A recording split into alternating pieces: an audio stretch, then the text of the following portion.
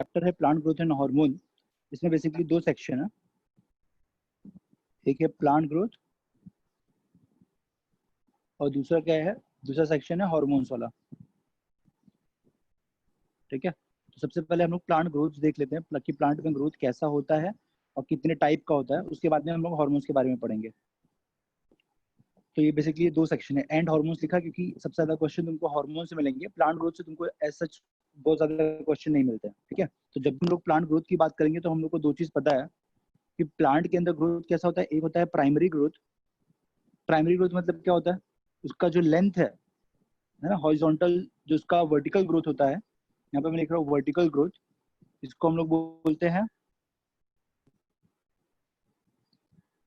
ठीक है, जो प्राइमरी ग्रोथ है बेसिकली क्या है, ये वर्टिकल ग्रोथ है, और जो सेकंड क्या है वो सेकेंडरी ग्रोथ है। और तुम लोगों को पता होगा, तुम लोगों ने पढ़ा रहेगा एनाटॉमी ऑफ फ्लावरिंग प्लांट, तो उसमें हम लोगों ने सेकेंडरी ग्रोथ देखा हुआ है ऑलरेडी। सेकेंडरी ग्रोथ बेसिकली क्या होता है, सेकेंडरी ग्रोथ होता है जो हॉरिजॉन्टल ग्रोथ होता है ना, जो प्लांट का गर्थ इंक्रीज होता है, हॉरिजॉन्टल ग्रोथ। हॉरिजॉन्टल ग्रोथ मतलब क्या, प्लांट का जो विथ है, हाँ कैम्बियम से होता है, जो प्लांट का विथ है वो इंक्रीज होगा सेकेंडरी ग्रोथ में, और प्राइमरी ग्रोथ जो होता है वो वर्टिकल ग्रोथ होता है। अब दोनों के लिए रीजन क्या है कि जो प्राइमरी ग्रोथ होगा वो किस वजह से होगा और जो सेकेंडरी ग्रोथ होता है वो किस वजह से होता है। तो हम लोगों ने पढ़ा रहेगा जो प्राइमरी मेरिस्टेमेटिक टिश्यू होता है, प्राइमरी मेरिस्टेमेटिक टिश्यू बेसिकली ये प्राइमरी मेरिस्टेमेटिक टिश्यू जो है ये क्या कराएगा, ये वर्टिकल ग्रोथ कराएगा। और जो हॉरिजॉन्टल ग्रोथ है ये किस वजह से होता है, ये कैम्बियम की वजह से होता है। अगर तुमको याद नहीं होगा, याद दिला देता हूँ मैं, कैम्बियम वाला क्या फंक्शन था। हम लोगों ने बोला था कि पहली बात तो जो कैम्बियम होता है ये तुमको डाइकॉट प्लांट में दिखता है, मोनोकॉट्स में नहीं मिलेगा। तो अगर मोनोकॉट्स में कैम्बियम नहीं मिलेगा तो ऑब्वियस सी बात है तुम लोग का ग्रोथ नहीं होने वाला सेकेंडरी। ठीक है, दूसरी चीज, ये जो कैम्बियम रिंग में देखो ये कैसे बनता था, हम लोगों ने क्या बोला था कि जो वेस्कुलर बंडल होते हैं उसके बीच में क्या प्रेजेंट होता है, जैसे कैम्बियम रिंग प्रेजेंट होता है, मैं बता रहा हूँ, ये वेस्कुलर बंडल है, और वेस्कुलर बंडल के अंदर जो रिंग प्रेजेंट होता है उसको हम बोलते हैं इंट्राफेसिकुलर कैम्बियम। क्या बोलते हैं उसको हम लोग, इंट्राफेसिकुलर कैम्बियम। तो यहाँ पे मैं लिख रहा हूँ, ये जो है ये क्या है, ये इंट्रा है। इंट्रा मतलब विद इन, इंट्राफेसिकुलर मतलब with in the fascicle, intrafascicular cambium. और इन दोनों के बीच में जो प्रेजेंट रहेगा ये with in the two fascicle है, तो इसलिए हम लोग ये जो ग्रीन स्ट्रक्चर इसको हम लोग क्या बोलेंगे, इंटरफेसिकुलर कैम्बियम। क्या बोलेंगे इसको हम लोग, इंटरफेसिकुलर कैम्बियम। तो ये जो ग्रीन स्ट्रक्चर है इसको हम बोलेंगे इंटरफेसिकुलर कैम्बियम। ठीक है, ठीक है, तो दो कैम्बियम हो गया, इंट्राफेसिकुलर और इंटरफेसिकुलर। ये इंट्राफेसिकुलर कैम्बियम और इंटरफेसिकुलर कैम्बियम देखो जब यूनाइट हो गए तो कंटिन्यूअस रिंग बन गया। अभी मैं दोनों को ऐसे यूनाइट कर दे रहा हूँ कि ये सारा मिलके एक रिंग बना देंगे, है ना। और जो रिंग रहेगा ये रिस्पॉन्सिबल रहेगा सेकेंडरी जाइलम और सेकेंडरी फ्लोएम बनाने के लिए। किस चीज के रिस्पॉन्सिबल रहेगा, सेकेंडरी जाइलम और सेकेंडरी फ्लोएम बनाने के लिए। और इसी चीज को हम लोग बोलेंगे सेकेंडरी ग्रोथ। तो ये जो तुम्हारा कंटिन्यूअस रिंग बना है इसको हम लोग क्या बोलेंगे, जो ब्लैक स्ट्रक्चर बना दिया मैंने इसको हम बोलते हैं कैम्बियम रिंग। ठीक है, ये क्या है, ये कैम्बियम रिंग है। तो एक बात बताओ, ये कैम्बियम रिंग है, सेकेंडरी ग्रोथ करा रहा है, ये हम लोग ने यहाँ पे लिख दिया सेकेंडरी ग्रोथ, और ये प्राइमरी ग्रोथ के लिए मेरिस्टेमेटिक टिश्यू होता है, ये ठीक है। तो मैं क्वेश्चन अगला पूछता हूँ ये कि क्या प्लांट में जो ग्रोथ होता है वो कैसा है, वो इनडेफिनेट होता है क्या, इनडिटर्मिनेट होता है क्या, मतलब वो जिंदगी भर ग्रो करेगा क्या। हाँ, ग्रोथ तो उसके अंदर होता है हमेशा, बट तुमको पता चल गया एक वर्टिकल ग्रोथ है और एक हॉरिजॉन्टल ग्रोथ है। तो हॉरिजॉन्टल ग्रोथ तो उसमें कभी खत्म नहीं होने वाला।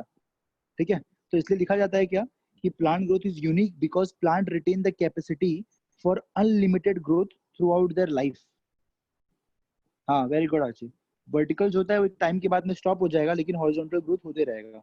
ठीक है, तो क्या लिखा हुआ है, the ability of the plant is due to the presence of meristem at certain location in their body. Meristematic tissue के बारे में तुमने ऑलरेडी पढ़ा हुआ है, तो मैंने फिर भी तुमको थोड़ा सा बता दिया। ठीक है, अब हम लोगों ने एक तीन प्रोसेस पढ़ा होता है, याद है तुमको, डिफरेंशिएशन, डी डिफरेंशिएशन और रीडिफरेंशिएशन, जिसके ऊपर से मैंने क्वेश्चन डाला था इस बार एक। तो प्लांट का जो ग्रोथ है वर्टिकल ग्रोथ एक टाइम के बाद में स्टॉप हो जाएगा, लेकिन हॉरिजॉन्टल ग्रोथ रहेगा जो कंटिन्यूअसली चलता रहेगा। ठीक है, और हम लोग को ये भी पता है कि जो डाइकॉट प्लांट होते हैं मोनोकॉट प्लांट होते हैं, इनमें दोनों में डिफरेंस क्या है कि जो डाइकॉट प्लांट होते हैं और जो जिम्नोस्पर्म्स होते हैं उनमें क्या प्रेजेंट होता है, उनमें कॉक कैम्बियम बेसिकली आता है बाद में, ठीक है। और वो क्या कराता है, उसका गर्थ इंक्रीज कराता है, जो अभी हम लोगों ने पढ़ा ना वेस्कुलर कैम्बियम, वो उसका गर्थ इंक्रीज कराता है जिसको हम लोग बोलते हैं सेकेंडरी ग्रोथ, ठीक है। तो ग्रोथ कैसा बोले, हम लोगों ने बोल दिया प्राइमरी हो सकता है और सेकेंडरी हो सकता है।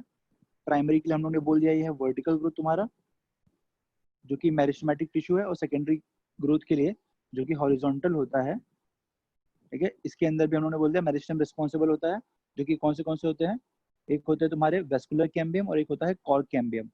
ये जो मैंने तुमको एग्जांपल दिया था ये वाला, ये देखो यहाँ पे क्या है, ये जाइलम और फ्लोएम बनाया मैंने, जैसे मैं बना रहा हूँ कि ये बाहर की तरफ जो है समझ लो डॉटेड स्ट्रक्चर ऐसा बना रहा हूँ, ये फ्लोएम है, और जो अंदर की तरफ मैं स्ट्रक्चर बना रहा हूँ ये जाइलम है। तो जाइलम और फ्लोएम कहाँ पे प्रेजेंट होते हैं, वेस्कुलर बंडल में। तो इसके लिए ये जो ग्रोथ बनाया मैंने, क्या बनाया, ये वेस्कुलर कैम्बियम है। ये क्या है, वेस्कुलर कैम्बियम, क्योंकि तुमको पता रहेगा कि वेस्कुलर स्ट्रक्चर क्या होता है, हम लोग के जाइलम और फ्लोएम ये 11th में पढ़ा हुआ है, ठीक है। और अब अगर हम लोग बोला कि मैंने तुमको दो स्टेटमेंट बोला है, this are the meristem that cause increase in the girth of the organ, और the cambium responsible for this are vascular cambium and कॉक कैम्बियम। तो मैंने दो कैम्बियम की बात की, एक वेस्कुलर कैम्बियम, जिनको ये नहीं समझ में आ रहा है कि क्या चल रहा है ना, तुमको 11th का कुछ आता नहीं है, मतलब तुमको 11th का कुछ भी याद नहीं है, क्योंकि ये कॉन्सेप्ट है, कोई याद करने की चीज नहीं है।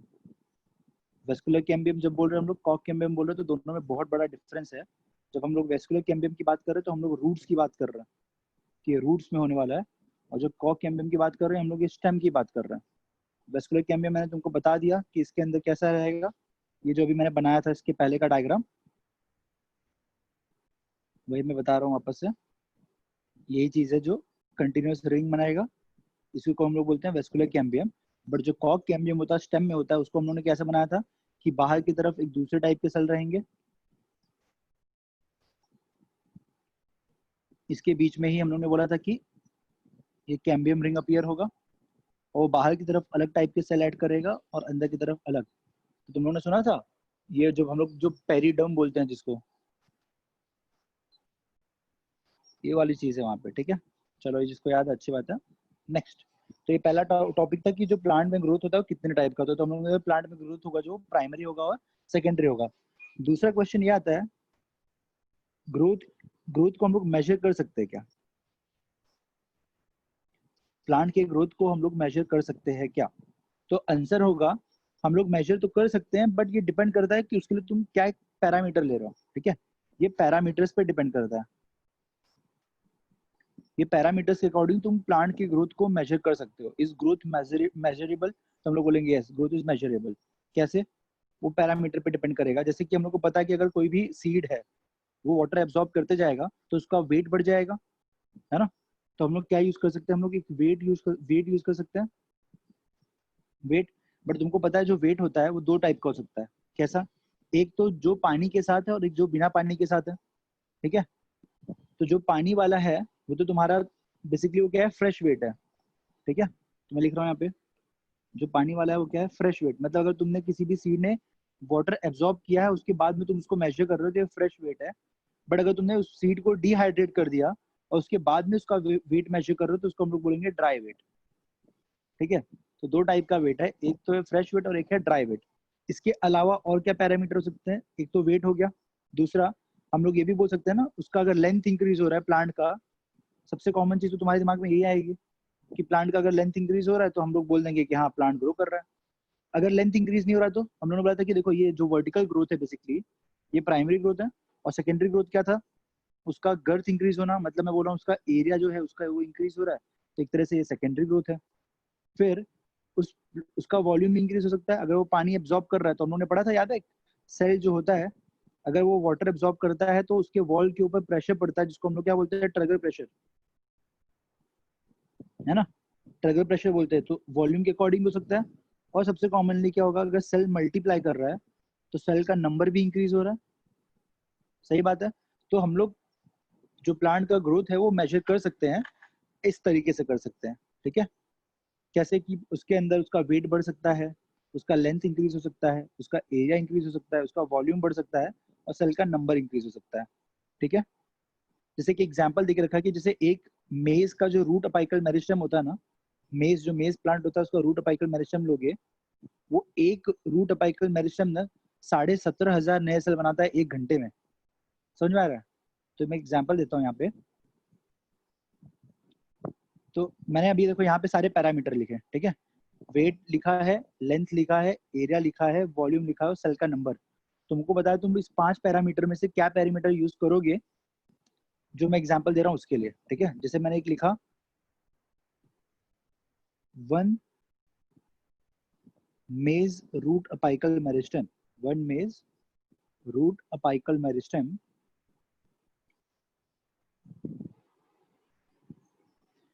can give rise to 17,500 cells, 17,500 cell per hour. तो मुझको बताओ, यस वेरी गुड माइका। बाकी लोग बताओ मुझको ये किस इसमें क्या पैरामीटर यूज करोगे तुम लोग? वॉल्यूम यूज करोगे कि लेंथ यूज करोगे कि ड्राई वेट यूज करोगे या फ्रेश वेट यूज करोगे? वेरी गुड, 3 लोग का सही, 4 लोग का सही आंसर आया है। माइका, स्नेहा, खुशी, हेम, नाजमीन। वेरी गुड, कॉमन सेंस है ना यार, क्योंकि एक सेल से आलिया का भी सही है, एक सेल से 17,500 सेल नहीं बन रहे हैं, है ना। तो अगर एक सेल से 17,500 बन रहा है तो हम लोग क्या यूज करेंगे? सेल का नंबर यूज करेंगे। हाँ भाग्यश्री, अभी रिप्लाई करने का क्या फायदा, जब तुमसे पूछ रहा था कंटिन्यूअसली रीजन क्या है तब रिप्लाई नहीं आया तुम्हारा। तो एक जो रूट सेल है, रूट एक में इसका रूट अपिकल मेरिस्टेम है, इससे 17,500 बन रहा है, तो ऑब्वियसली हम लोग क्या यूज करेंगे? सेल नंबर यूज करेंगे इस पैरामीटर को मेजर करने के लिए। तो सही बात है, ग्रोथ तो क्या है? मेजरेबल है, ठीक है। तो ये फर्स्ट एग्जांपल था। चलो मैं सेकंड एग्जांपल दे रहा हूँ। सेकंड एग्जांपल क्या लिखा हुआ है? सेल जो होता है ना, वाटरमेलन सेल्स, तो क्या लिखा है? सेल्स इन वाटरमेलन,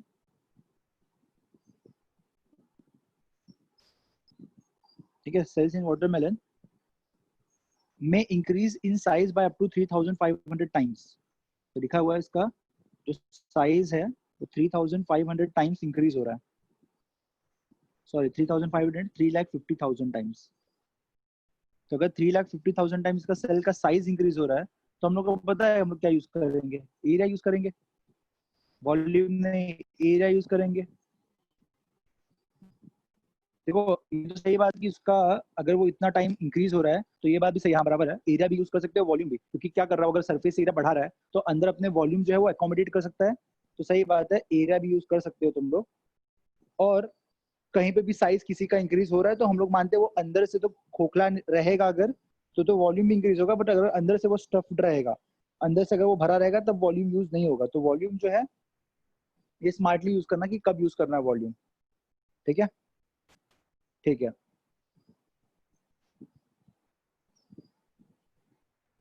तो ये जो एरिया है, एरिया के बदले तुम एक दूसरा वर्ड यूज कर सकते हो, साइज ऑफ सेल, है ना। एरिया इंक्रीज होना मतलब क्या इंक्रीज होना? साइज ऑफ सेल इंक्रीज होना, ठीक है। अब मुझको बताओ जो तीसरा एग्जांपल मैं दे रहा हूँ, और वैसे भी मैंने क्वेश्चन में लिख भी दिया था, सेल इन वाटरमेलन उसका साइज 3,005 टाइम इंक्रीज हो रहा है। तो साइज बेसिकली क्या हो गया? एरिया। वॉल्यूम इसमें तुम तब यूज करोगे अगर तुमको पता रहेगा कि अंदर से हॉलो है तो, बट अगर अंदर से हॉलो नहीं है तो वॉल्यूम यूज नहीं कर सकते। तीसरा एग्जाम्पल दे रहा हूँ मैं एक, जैसे कि अगर पोलन ट्यूब का ग्रोथ मेजर करना है, ठीक है, मैं लिख रहा हूँ पे पोलन ट्यूब। तो बताओ मुझको, अगर पोलन ट्यूब का ग्रोथ मेजर करना है तो तुम कैसे बताओगे क्या इंक्रीज हो रहा है इसका? ऑब्वियस सी बात है, वेरी गुड, वेरी गुड सब लोग। पोलन ट्यूब जो है उसका लेंथ इंक्रीज होगा, और तुमको पता है पोलन ट्यूब के लेंथ को, हाँ पोलन ट्यूब है ना, पोलन ट्यूब का लेंथ इंक्रीज हो रहा है ना। हाँ, अगर पोलन ट्यूब ऑब्वियस सी बात है अंदर से हॉलो है ना। तो अभी देखो एक चीज हमेशा हो जा रही है, क्या पता है कि अंदर से हॉलो है कि नहीं, तुमको वो नहीं पता है ना। तो इसलिए तुम लोग उस पे जाओ ही मत, वॉल्यूम पे जाओ ही मत, जब तक तुमको स्पेसिफाई नहीं करे वो, तब तक वॉल्यूम पे मत जाओ। सिंपल सी चीज है, ट्यूब पोलन ट्यूब है उसका लेंथ इंक्रीज हो रहा है, तो ऑब्वियस सी बात है लेंथ यूज करोगे तुम उसका, ठीक है। अगर मैं बोल रहा हूँ लीफ है, लीफ जो है अगर उसका सरफेस एरिया इंक्रीज हो रहा है, ठीक है, लीफ जो है अगर लीफ में ग्रोथ हो रही है तो तुमको पता है उसका क्या इंक्रीज हो रहा है।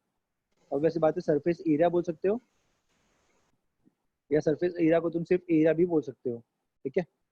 तो इस तरीके से हम लोग ग्रोथ मेजर कर सकते हैं अलग अलग पैरामीटर के अकॉर्डिंग, ठीक है। सिर्फ एक पैरामीटर कोई फिक्स नंबर नहीं है, तुमको पास, तुम्हारे पास में 5 पैरामीटर है यहाँ पे, ठीक है। तो ये पांचों पैरामीटर यूज हो रहा है, सिर्फ एक पैरामीटर नहीं यूज हो सकता है, ठीक है। ओके चलो अभी देखते हैं हम लोग नेक्स्ट। अब अगला टॉपिक तो एक चीज हम लोग ने समझ लिया, पहला टॉपिक जो था वो क्या था बेसिकली, जो प्लांट का ग्रोथ है वो इनडिटर्मिनेट होता है, क्योंकि उसको तो पता है प्राइमरी ग्रोथ हो जाएगा वो वर्टिकल है, और जो सेकेंडरी ग्रोथ है वो कैसा है, हॉरिजॉन्टल है। और सेकेंडरी ग्रोथ के लिए तुमको कैम्बियम चाहिए, अगर रूट्स में कैम्बियम का ग्रोथ होगा तो वेस्कुलर कैम्बियम बोलेंगे, और अगर स्टेम में होगा या कहीं पे भी कॉर्टेक्स वगैरह में हो रहा है तो उसको हम लोग कॉर्क कैम्बियम बोलते हैं, ठीक है। फिर हम लोग ने मेजरेबल की भी बात कर दी कि ग्रोथ कैसा होता है, मेजरेबल होता है, तुम्हारे पास पैरामीटर्स होते हैं, ठीक है। अब बात करते हैं हम लोग phases of growth. Phases of growth पे तुमको क्वेश्चन आता है क्योंकि इसमें एक ग्राफ बनता है, वो बहुत इंपॉर्टेंट है। देखो फेजेस ऑफ ग्रोथ में क्या लिखा हुआ है कि जनरली इसमें क्या क्या फेज होते हैं, एक होता है लैग फेज, फिर एक होता है लॉग फेज। लॉग फेज को तुम एक्सपोनेंशियल फेज भी बोल सकते हो, एक्सपोनेंशियल फेज भी बोल सकते हो। उसके बाद में आता है थर्ड फेज जो कि स्टेशनरी फेज होता है। स्टेशनरी फेज मतलब अब ये प्लांट का ग्रोथ आगे नहीं होने वाला है, ठीक है। तो देखो इसको ग्राफ तुम अगर बनाओगे तो चलो मैं जैसे एक ग्राफ बना रहा हूँ, ठीक है। यहाँ पे मैं लेंथ ले रहा हूँ और यहाँ पे मैं टाइम ले रहा हूँ।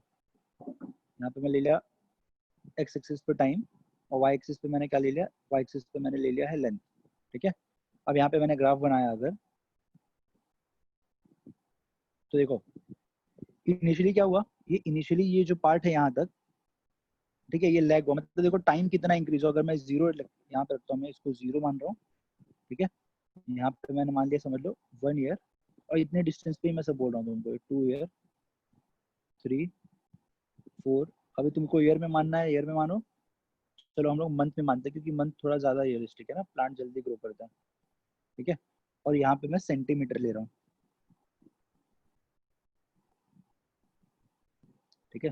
तो 5, 10, 15, 20, 25, ठीक है, इतना ही ले रहा हूँ मैं, और चलो 30 भी ले लो। तो देखो इनिशियली क्या हुआ, जो स्टार्टिंग का एक मंथ है, अगर तुम इस ग्राफ को प्लॉट करोगे तो इनिशियली एक मंथ में तुमको कितना मिल रहा है, हाइट जो तुम्हारी ग्रोथ मिल रही है तुमको, समझ लो 5 सेंटीमीटर मिल रही है। फिर जो सेकंड मंथ है उसमें अचानक से ही तुमको, सेकंड मंथ भी नहीं आया प्रॉपर, ठीक है। जो सेकंड मंथ है अगर हम लोग इसको प्लॉट करेंगे, देखो कितना ज्यादा ग्रोथ मिल गया तुमको, है ना। तो इससे क्या समझ में आया, इनिशियली तो बहुत ही स्लो था, तो इसलिए मैं स्टार्ट का जो फेज है इसको लैग फेज बोल सकता हूँ। उसके बाद में देखो एकदम ही अचानक से एक्सपोनेंशियल ग्रोथ हुई, तो ये वाला जो एरिया है यहाँ पे बहुत ही ज्यादा एक्सपोनेंशियल ग्रोथ हुआ, तो इसको मैं बोल सकता हूँ लॉग फेज, लॉग फेज या एक्सपोनेंशियल फेज। और एक टाइम आया, जैसे कि अब मैं ये बना रहा हूँ, ये जो टाइम है 3 महीना, ठीक है, या 3 या 3.5, देखो उसके बाद में क्या हो गया, ये कांस्टेंट हो गया है ना।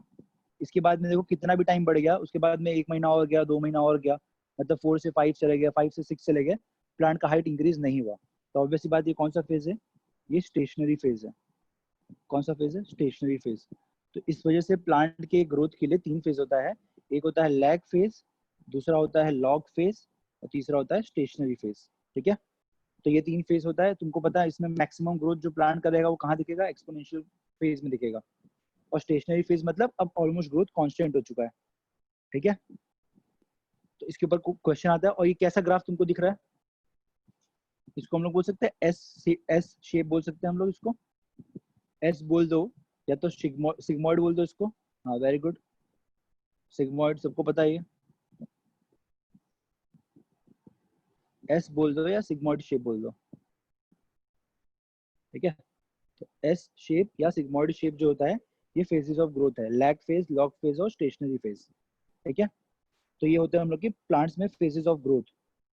और ये ग्रोथ कब होगा, ऑब्वियस सी बात है जब उसके पास में जो न्यूट्रिएंट्स होते हैं वो एकदम ही ज्यादा है, मतलब न्यूट्रिशन जो है वो लिमिटिंग फैक्टर नहीं है, सनलाइट उसके पास में प्रॉपर है, ठीक है, उसको प्रॉपर वाटर मिल रहा है, तो इस तरह से सेल ग्रोथ होंगे, सेल का मतलब इस तरह से सेल का ग्रोथ होगा और इसी वजह से प्लांट्स का भी ग्रोथ होगा, ठीक है। तो ये बेसिकली फेजेस ऑफ ग्रोथ है। तो देखो इसमें जो एनसीईआरटी में लिख के रखा, देखो क्या लिखा हुआ है कि the period of growth is generally divided into 3 phases, namely एक तो होता है मेरिस्टेमेटिक, दूसरा होता है एलोंगेशन और तीसरा होता है मैच्योरेशन। तो एक तरह से तुम बोल सकते हो कि इसमें जो एलोंगेशन फेज है वो तुम्हारा लॉग फेज जैसा हो सकता है, ठीक है, और जो मैच्योरेशन फेज है वो बेसिकली तुम्हारा स्टेशनरी फेज हो सकता है। तो उन लोगों ने एक एग्जांपल दिया हुआ है, ठीक है, मैं ये दूसरा एग्जांपल दिखाता हूँ तुम लोगों को। तो देखो एक ऐसा ग्राफ बना हुआ, एक ऐसा डायग्राम बना हुआ है, एक मिनट रुक जाओ, दूसरा डायग्राम बनाता हूँ मैं।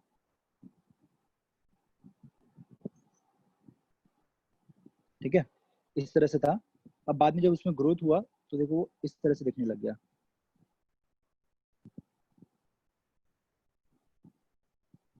ठीक है। तो देखो ये क्या हो गया, ये एलोंगेशन हुआ ना इसका, ठीक है। तो देखो इसमें क्या लिखा हुआ है, यहाँ पे मैं नंबरिंग कर रहा हूँ कि इन लोगों ने क्या किया, एक एक पार्ट को लेबल कर दिया, ठीक है। ऐसे यहाँ पे ए दिया, इसको ए लिखा, इसको बी लिखा है, इसको फिर यहाँ से जो है ए है, बी है, सी है, फिर डी है, ई है, एफ है, ये वाला एफ है, और फिर जी है, ठीक है, ये वाला। तो उन्होंने क्या लिखा हुआ है कि detection of zone of elongation by the parallel line technique. Parallel line technique का मतलब क्या है, इन्होंने इसको कंपेयर किया कि पहले ये वाला पार्ट ए था तो देखो ए वाला कितना ग्रो किया। तो ऑब्वियस बात है, ये तुमको दिख रहा है यहाँ पे, तो ए वाला ज्यादा ग्रो किया, मतलब ए वाला भी ग्रो किया। फिर ये जो पार्ट था ये इन्होंने बोला ये बी है। ये बेसिकली साइंटिस्ट लोग जिनके पास बहुत टाइम है ना, वो बैठ के ये सब करते हैं। हम लोग के पास इतना टाइम नहीं, बस हमको समझना है कि हर एक पार्ट का जो है वो ग्रोथ हो रहा है। तो हम लोग देख सकते हैं कि कंपेयर कर सकते हैं कि किस पार्ट में कितना ग्रोथ हुआ है। ये पार्ट देखो कितना ग्रो हुआ है, उसको हम लोग ये बोलेंगे इस तरह से। जो बी वाला पोर्शन है वो कितना ग्रो किया है, और सबका साइज मेजर करके हम लोग देख सकते हैं कि सबसे ज्यादा ग्रोथ कहाँ हो रही है, ठीक है। तो लिखा है zone A B C and D, जैसे यहाँ पे लिख रहा हूँ ए, ये बी, ये सी और ये डी। तो लिखा हुआ है zone A B C D immediately behind the apex, ठीक है। तो ये जो ऊपर वाला पोर्शन है ना, जैसे ये जो पोर्शन लिखा है मैंने यहाँ पे, जैसे यहाँ पे दिख रहा है, वैसे समझ लो यहाँ पे ये जो पोर्शन है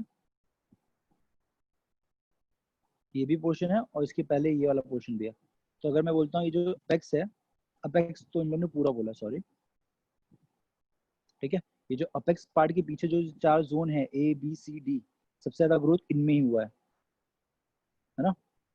यहाँ पे दिख रहा और तुमको दिख रहा, अगर ये बोल रहा हूँ मैं अपेक्स था और यहाँ पे चार पार्ट था ए बी सी डी, देखो अपेक्स इतना बड़ा था, लेकिन अब ग्रोथ के बाद में देखो सबसे बड़ा ये हो गया, जो पार्ट अपेक्स के पीछे था उसका सबसे ज्यादा एलोंगेशन हुआ है। तो मोरल ऑफ द स्टोरी कुछ नहीं, कि अब इसका मोरल ऑफ द स्टोरी ये है कि जो अपेक्स के पीछे होता है,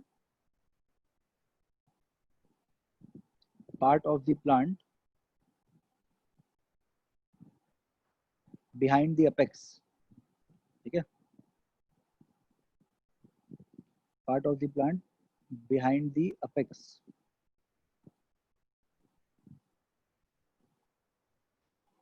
shows maximum elongation, shows maximum elongation। ऐसा इन लोगों ने एक प्लांट में नहीं किया, ऐसा बहुत सारे प्लांट में इन्होंने किया, और फिर फाइनली ये चीज जो मैंने लिखी यहाँ पे इन्होंने कंक्लूड कर दिया कि अपेक्स के पीछे जो पार्ट होता है प्लांट का, वो क्या होता है, वो मैक्सिमम एलोंगेशन होता है उसमें, ठीक है। ठीक है, तो ये फेजेस ऑफ ग्रोथ हो गया। अब इसके बाद में देखो,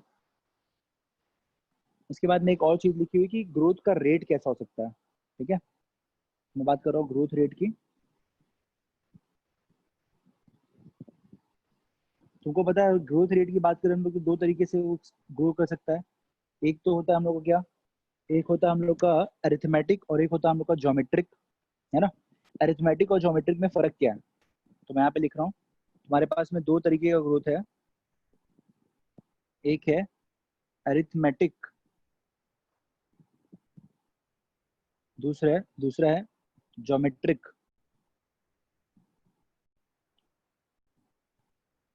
ठीक है। तो अरिथमेटिक बेसिकली क्या है, जैसे मैं बता रहा हूँ कि पहले एक सेल था, ठीक है, हाँ, तो एक सेल से दो सेल हो गया। अब इसमें सब ये सेल डिवाइड नहीं करेगा, अब यही सेल डिवाइड करेगा, तो फिर एक दो सेल से बदले यहाँ पे तीन सेल हो जाएगा, फिर ये सेल डिवाइड करेगा बस। फिर 4 सेल हो जाएगा, फिर सिर्फ ये डिवाइड करेगा, फिर 5 सेल हो जाएगा। देखो इस तरीके से ग्रोथ हो रहा है, समझ में आ रहा है? अगर मैं सिर्फ एक ही एक सेल डिवाइड कर रहा हूँ तो 3 से 4 होगा, 4 से 5 होगा, 5 से 6 होगा, तुम्हारी जैसे मर्जी से 1 2 3 4 5। अब इस सेल को डिवाइड कराओगे तो 1 2 3 4, ये तो ऐसे रहेंगे 1 2 3 4, तो ये तो मैंने ऐसे बना दिया, बस ये सेल डिवाइड होकर 2 बच जाएगा, समझ में आ रहा है? तो इसको बोलते हैं हम लोग अरिथमेटिक। इक्वेशनल डिवीजन भी बोलते हैं, हाँ बोल सकते हैं इक्वेशनल डिवीजन। बस एक चीज याद रखना है, इसमें सिर्फ एक cell at a time divide कर रहा है, ठीक है, दोनों सेल नहीं कर रहा है, क्योंकि जब दोनों सेल डिवाइड करना स्टार्ट करेगा तो उसको हम बोलेंगे ज्योमेट्रिक। जैसे मैं यहाँ दिखाता हूँ, एक सेल था, ये डिवाइड होके 2 सेल बनाया। अब यहाँ पे क्या हो रहा था, यहाँ पे सिर्फ एक ही सेल उसके बाद में आगे गया था डिवीजन। अब ये सेल भी डिवाइड होगा, ये सेल भी डिवाइड होगा, तो ये 2 बनाएगा और ये भी 2 बनाएगा, 4। अब ये 4 के चारों डिवाइड होंगे, अगर 4 के चारों डिवाइड होंगे तो वापस से कितने बन जाएंगे, 8 बन जाएंगे। अभी 8 के 8 लोग डिवाइड होंगे तो कितना बन जाएगा, 16 बन जाएगा। तो इस तरीके की ग्रोथ को हम लोग क्या बोलते हैं, ज्योमेट्रिक ग्रोथ। तो ये डिफरेंस होता है अरिथमेटिक और ज्योमेट्रिक में, ठीक है। तो ये जो अभी इसके पहले हम लोग ने जो बनाया था ना एक्सपोनेंशियल, ये जो ग्रोथ कर्व बनाया था हम लोग ने, ये ये बेसिकली तुम लोग का क्या है, एक्सपोनेंशियल ग्रोथ की बात हो रही थी यहाँ पे, ठीक है। जो तुम लोग का जैसे ज्योमेट्रिक ग्रोथ हो रहा है ना, वहां पे बोल सकते हो कि ज्योमेट्रिक ग्रोथ इंक्रीज हो रहा था, ठीक है। चलो नेक्स्ट। तो ये तुम्हारा 2 टाइप का ग्रोथ हो गया, अरिथमेटिक और ज्योमेट्रिक। अगर इसको अब हम लोग मैथमेटिकली एक्सप्रेस करेंगे तो देखो हम लोग को कैसा आएगा। अरिथमेटिक हम माइक्रोस्पोरोजेनेसिस जैसे बोल सकते हैं ना। हाँ बेसिकली अब अरिथमेटिक के 1 का 2 सेल, तुम लोग जो भी देखते हो जाइगोट बनता है, जैसे जाइगोट नहीं तुम छोड़ो, जैसे हम लोग प्राइमरी स्पर्मेटोसाइट देखते हैं, अगर 1 से 2 सेल बन रहा है तो। और ज्योमेट्रिक जहाँ पे सब सेल डिवाइड कर रहे हैं, मतलब बेसिकली ज्योमेट्रिक ग्रोथ का एग्जांपल देना चाहूंगा मैं, तो मैं इसका एग्जांपल दे सकता हूँ, तुम्हारे जो मेरिस्टेमेटिक टिश्यू होते हैं, ठीक है, जितने भी तुम्हारे मेरिस्टेमेटिक टिश्यू होते हैं वो इसी तरीके से एक्सपोनेंशियल ग्रो करते हैं, है ना, 1 का 2, 2 का 4, क्योंकि हर एक के अंदर डिवाइडिंग एबिलिटी है। और अरिथमेटिक में क्या है, एक सेल से जब 2 सेल बना तो उसमें से सिर्फ एक सेल के पास डिवाइड करने की एबिलिटी है, बाकी दूसरा लूज कर दे रहा है। इसको एकदम सिंपल टर्म में हम लोग ऐसे बोल सकते हैं, ठीक है। नेक्स्ट, अभी हम लोगों ने क्या बोला, जो ग्रोथ रेट होता है, अभी तो उन्होंने बोल दिया ज्योमेट्रिक है और अरिथमेटिक है। इसके अलावा जो ग्रोथ रेट है ना, उसको हम लोग दिखा सकते हैं एक ग्राफ के तरीके से, ठीक है। तो देखो तुम मुझको बताओ ये कौन सा ग्राफ मैं बना रहा हूँ।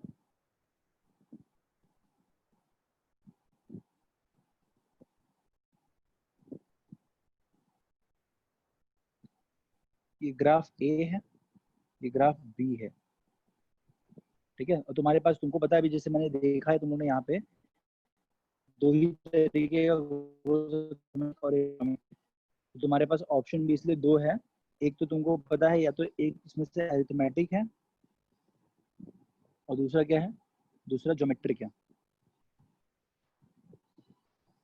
ठीक है।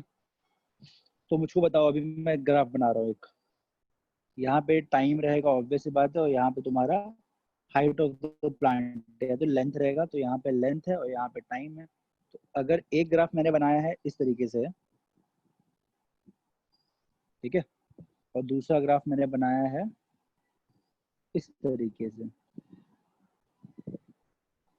तो मुझको बताओ इसमें से ए कौन सा है और बी क्या है।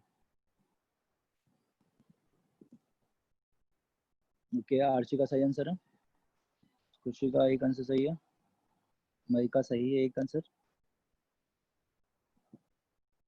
गुड मई का, गुड खुशी का। हाँ बट ए और बी तुमने मेंशन नहीं किया खुशी, ए कौन सा है और बी कौन सा है। विजय की बात कर रहा हूँ, हाँ ठीक है, सिग्मॉइड, ओके ओके, ठीक है, चलो सही है ये।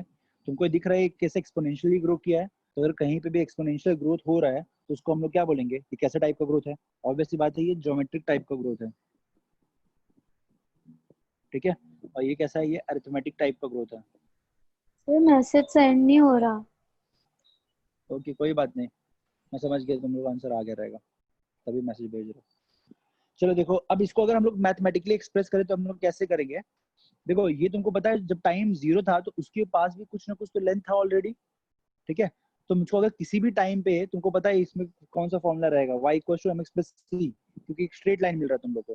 तो हम लोग क्या बोलेंगे, length at any time t equals to जो इनिशियल उसका लेंथ था, ये लेंथ जो था इसको मैं मानता हूँ, इसको ये लेंथ एट टाइम 0 था ये, है ना।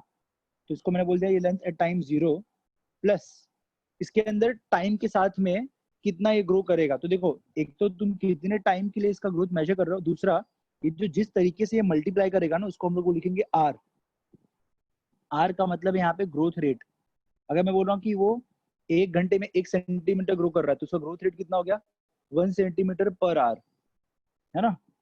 मैंने एग्जाम्पल दिया, एक एग्जाम्पल लिख रहा हूँ यहाँ पे मैं। अगर कोई प्लांट है वो 2 सेंटीमीटर ग्रो कर रहा है 1 महीने में, ठीक है, तो उसका क्या हो जाएगा ग्रोथ, 2 सेंटीमीटर पर मंथ, तो इसका ग्रोथ रेट है, तो इसको हम लोग क्या बोलेंगे, ये हो जाएगा आर। और समझ लो तुमको पता है इसका ग्रोथ रेट, समझ लो एक प्लांट है जिसका नाम है मोगरा, ठीक है। मोगरा प्लांट है जो 2 सेंटीमीटर ग्रो करता है 1 महीने में, और तुमको पता है ना 5 महीने बाद वो कितना हो जाएगा। तो पहले तुम देखोगे इस समय वो कितना बड़ा है। अगर तुमको पता करना है इस समय वो कितना बड़ा है तो वो क्या रहेगा, समझ लो इस समय वो 10 सेंटीमीटर है। और तुमको पता है कि मोगरा जो होता है वो हर एक महीने में 2 सेंटीमीटर ग्रो करता है। तो तुम क्या करोगे, अगर तुमको निकालना है तो L T equal to L not plus R T, ये तुम्हारा फॉर्मूला है। तो हम लोग फॉर्मूला इसको लगाएंगे, अप्लाई करेंगे, तो क्या आएगा 10, जो इनिशियली जो था 10 सेंटीमीटर का मोगरा था और वो 2 सेंटीमीटर पर मंथ के हिसाब से ग्रो कर रहा है। तुमसे पूछा 5 महीने बाद कितना होगा, तो तुमको पता है 2 सेंटीमीटर पर मंथ इंटू तुम क्या करोगे 5 मंथ, तो कितना आ जाएगा 10 + 10, तो ये 20 सेंटीमीटर हो जाएगा। मतलब 5 महीने बाद, आज से 5 महीने बाद टाइम टी मतलब आफ्टर 5 मंथ्स इसका प्लांट का जो ग्रोथ हो जाएगा, बेसिकली हाइट रहेगा वो कितना हो जाएगा 20 सेंटीमीटर। तो अगर मैं पूछूंगा इसमें बताओ ग्रोथ कितना हुआ है, तो ऑब्वियसली बात है ग्रोथ तो सिर्फ यही हुआ है ना 10 सेंटीमीटर। तो जब तुमने स्टार्ट किया था ये टाइमर तभी भी था वो, ठीक है। तो ये एक फॉर्मूला होता है अरिथमेटिक ग्रोथ के लिए। बट जो तुम्हारा ज्योमेट्रिक ग्रोथ है उसके लिए फॉर्मूला अलग होता है। तुमको पता है ज्योमेट्रिक है तो उसमें ये एक्सपोनेंशियल ग्रो कर रहा है, तो तुम कभी भी बता सकते हो, समझ लो फाइनल साइज या फाइनल हाइट या फाइनल नंबर कोई भी रहेगा, मैं इसको लिखता हूँ डब्ल्यू फाइनल, ठीक है। और जो उसका इनिशियल साइज था वो तुम्हारा था टाइम टी इक्वल टू 0 पे, तो तुम इसको चाहे डब्ल्यू आई लिखो या डब्ल्यू 0 लिखो, फर्क नहीं पड़ता है, ठीक है। तो मैं बोलता हूँ इनिशियल तुम्हारा डब्ल्यू आई था into E raise to R T. Basic maths क्या रहेगा तो थोड़ा आता रहेगा, नहीं आता रहेगा तो कोई बात नहीं, ये फॉर्मूला है, ठीक है। क्या फॉर्मूला है कि तुमको फाइनल हाइट फाइंड करना है, तो W final equal to initial into E raise to R T. R क्या रहेगा यहाँ पे भी सेम, जो उसका ग्रोथ रेट है और कितने टाइम के लिए तुम लोग उसको मेजर कर रहे हो, ठीक है। और तुमको ई पता है वो क्या है, बेस ऑफ नेचुरल लॉगरिथम, और जो लॉग टू द बेस 10 करोगे तो वहाँ पे क्या आ जाएगा 2.73 आ जाता है ना, ठीक है। तो इसको जो एनसीईआरटी में लिखा उसने इस तरीके से लिखा है डब्ल्यू वन। तो उसने क्या बोल दिया, जो डब्ल्यू 1 है ना वो फाइनल साइज है, और डब्ल्यू 0 जो है ये वेट ले रहा है, हम लोग इससे डब्ल्यू ले रहा हूँ। अगर हाइट लेता तो H1 लिखता, नंबर लेता तो मैं N1 लिखता, ठीक है। तो डब्ल्यू 1 इक्वल टू जो 0 टाइम पे उसका वेट रहेगा into E raise to R T. अगर मैं वेट लिया तो, अगर हाइट लेता तो H1 equal to H0 into E raise to R T, ठीक है। अगर मैं नंबर लेता तो N1 equal to N0 into E raise to R T. समझ में आया। तो इस तरीके से हम लोग क्या करते हैं, अरिथमेटिक और ज्योमेट्री के बीच में डिफरेंशिएट कर सकते हैं। और तुमको पता है यहाँ पे आर क्या है, ठीक है। और तुमने ये कर्व भी देख लिया कि ज्योमेट्रिक ग्रोथ जो होता है उसमें जो तुमको कर्व मिलता है वो कैसा है, सिग्मॉइड है या एस शेप है, sigmoid slash S shape curve, ठीक है। और तुमको पता है यहाँ पे फेस भी है, ये लैग है, उसके बाद में लॉग फेस है, यहाँ तक बोल सकता हूँ, यहाँ चलो यहाँ तक बोल सकता हूँ ये लॉग है पूरा, और बाद में क्या है तुम्हारा स्टेशनरी फेज है, ठीक है। सेम चीज मैं तुमको देखो यहाँ पे भी एक्सप्लेन की थी, और इसके साथ में तुम कोरिलेट कर सकते हो कि मेरिस्टेमेटिक ग्रोथ कौन सा हो रहा है और बाकी ग्रोथ कौन सा हो रहा है, ठीक है। चलो अब ये हो गया हम लोग का ग्रोथ की बात। चलो मैं तुमसे पूछता हूँ, और एक जो दो टर्म मैं तुमको इंट्रोड्यूस कर रहा हूँ जिसके ऊपर क्वेश्चन तुमको बनने वाले एग्जाम में। एक होता है एब्सोल्यूट ग्रोथ और एक होता है रिलेटिव ग्रोथ, ठीक है। एक होता है एब्सोल्यूट ग्रोथ और एक होता है रिलेटिव ग्रोथ। दोनों में डिफरेंस क्या होता है, देखो एब्सोल्यूट ग्रोथ मतलब एक्चुअल में तुम्हारा ग्रोथ कितना हुआ है, और रिलेटिव मतलब अगर तुम किसी से कंपेयर कर रहे हो तो, है ना। किसी से कंपेयर कर रहे हो मतलब तुम किसी से भी कर लो, अपने आप से कर लो चाहे साइड वाले से कंपेयर कर लो, उसको बोलते हैं हम लोग रिलेटिव ग्रोथ, ठीक है। तो देखो अभी क्या होता है ये,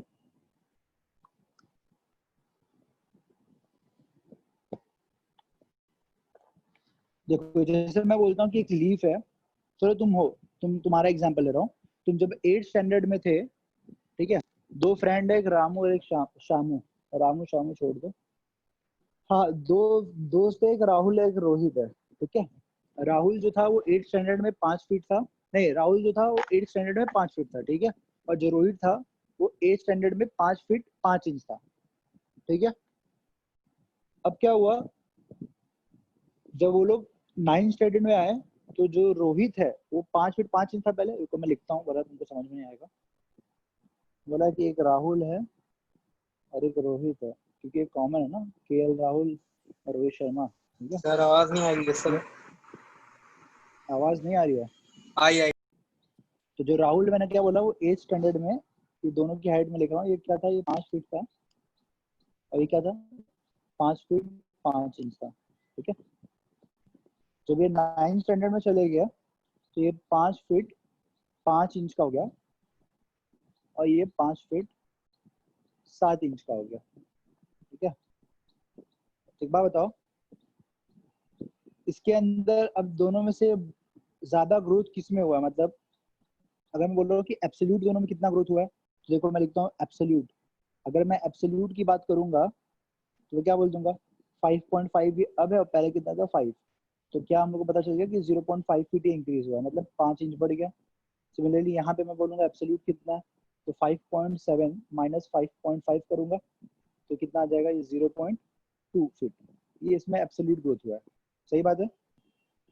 अब एक होता है रिलेटिव ग्रोथ। रिलेटिव ग्रोथ मतलब मैं बोलूंगा कि 0.5 इंच का ग्रोथ हुआ है एज कम्पेयर टू जब ये 5 फीट था, तो इसका परसेंट निकाल लूंगा मैं।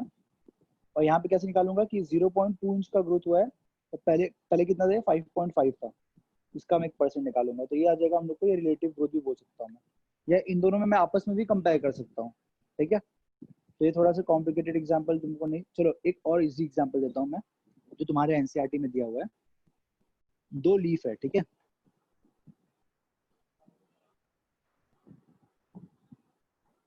ये एक लीफ है, इसका सरफेस एरिया जो था, तुमको पता है लीफ में तुम कैसे मेजर कर सकते हो ग्रोथ, सरफेस एरिया से मेजर कर सकते हो, ठीक है। 5 सेंटीमीटर स्क्वायर है, और कुछ दिन बाद इसका साइज इंक्रीज हो गया, और साइज इंक्रीज होके कितना हो गया, ये साइज इंक्रीज होके हो गया 5 सेंटीमीटर से 10 सेंटीमीटर स्क्वायर, ठीक है। अब मैं बता रहा हूँ कितना हो गया, 10 सेंटीमीटर स्क्वायर हो गया। अब एक दूसरा लीफ ले रहा हूँ, ये लीफ ए है। अब एक दूसरा लीफ ले रहा हूँ जो कि लीफ बी है, इसमें भी सेम, ये लीफ जो है ऑलरेडी पहले से ही बड़ा था, ठीक है।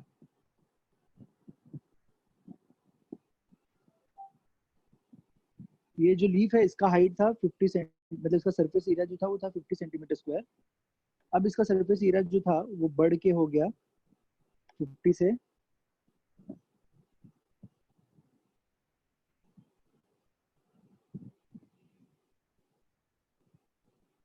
ठीक है, 50 से अभी हो गया 55 सेंटीमीटर स्क्वायर। तो मुझको बताओ, दोनों में एब्सोल्यूट ग्रोथ कितना है? देखो मैंने तुमको एब्सोल्यूट ग्रोथ बताया, कैसे निकालोगे तुम। एब्सोल्यूट ग्रोथ क्या करोगे, जो इनका पहले था और अभी जो है, इन दोनों का डिफरेंस जो होगा वो एब्सोल्यूट होगा। सिमिलरली यहाँ पे भी मैंने बोला, जो पहले था और जो अब है, उन दोनों के बीच का जो डिफरेंस होता है वो एब्सोल्यूट होता है, ठीक है। ठीक है, तो मैंने निकाल दिया यहाँ पे। तो मुझको पता है, जो लीफ ए है, यहाँ पे पहले कितना था, ये पहले 5 था, अब कितना हो गया 10, तो 10 - 5, तो तुमको समझ में आ गया 5 सेंटीमीटर स्क्वायर जो है इसका एब्सोल्यूट ग्रोथ है। सिमिलरली यहाँ पर भी, यहाँ पर लिखा एब्सोल्यूट, सिमिलरली यहाँ पे भी रहेगा एब्सोल्यूट, कितना रहेगा, पहले कितना, बाद में कितना हुआ ग्रोथ के बाद, 55, पहले कितना था 50, तो कितना आ गया 5 सेंटीमीटर। तो मैं क्या बोल सकता हूँ, जो लीफ ए है और जो लीफ बी है, दोनों में ग्रोथ तो कितना हुआ है, एब्सोल्यूट ग्रोथ सेम है, ठीक है। तो मैं आगे लिखूंगा ए एंड बी, दोनों में सेम एब्सोल्यूट ग्रोथ। बट मैंने तुमको क्या बोला, रिलेटिव ग्रोथ कैसे निकालते हैं हम लोग, कंपेयर करते हैं उसको पहले के साथ में। देखो जैसे मैंने यहाँ पे तुमको बताया, रिलेटिव ग्रोथ मतलब इन दोनों का तुम परसेंटेज निकालोगे और फिर इन दोनों को आपस में कंपेयर कर दोगे, समझ में आया। यहाँ पे मैं लिख रहा हूँ रिलेटिव ऑफ ए, जैसे यहाँ पे राहुल है वैसे तो, यहाँ पे रिलेटिव ग्रोथ इन रोहित, जो कि मैं मान लिया बी। इन दोनों को निकालोगे, फिर आपस में कंपेयर करके बताओगे किसमें ज्यादा हुआ है। चलो तुम उसको इसमें रिलेटिव ग्रोथ निकाल के दिखाओ।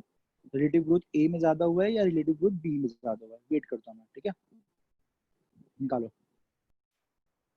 हाँ, तो रिलेटिव ग्रोथ ए कैसे निकाला हम लोग ने, 5/5 इंटू 100, तो ये 100% रिलेटिव ग्रोथ है। और सिमिलरली जो रिलेटिव ग्रोथ बी निकालोगे, कैसे निकालोगे, एक्चुअल में एब्सोल्यूट ग्रोथ कितना हुआ है, 5 सेंटीमीटर स्क्वायर का, और पहले साल कितना था सरफेस एरिया, 50, इंटू 100 करोगे तो कितना आ जाएगा। ना ऑब्वियस सी बात है, इसके अंदर 10% का रिलेटिव ग्रोथ आएगा, सही बात है।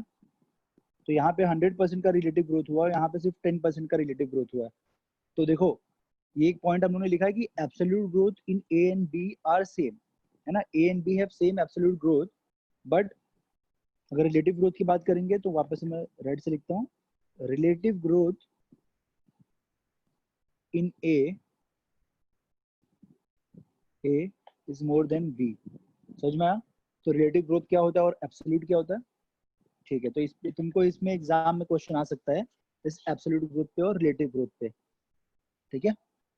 चलो, फिर अब हम लोग बात करते हैं कि कंडीशन क्या क्या चाहिए ग्रोथ के लिए। नेक्स्ट टॉपिक देखता हूँ मैं किसका किसका आंसर सही आया पहले, ठीक है, तो सबका आंसर सही था। अब देखते हैं हम लोग कंडीशन फॉर ग्रोथ, क्या क्या कंडीशन है ग्रोथ के लिए। तो हम लोग को पता है कि ग्रोथ के लिए क्या चाहिए, तुमको न्यूट्रिशन चाहिए, मिनरल्स चाहिए, वाटर चाहिए, है ना, सनलाइट चाहिए, ये सब कुछ प्रॉपर होना चाहिए। तो एक टॉपिक है कंडीशंस फॉर ग्रोथ,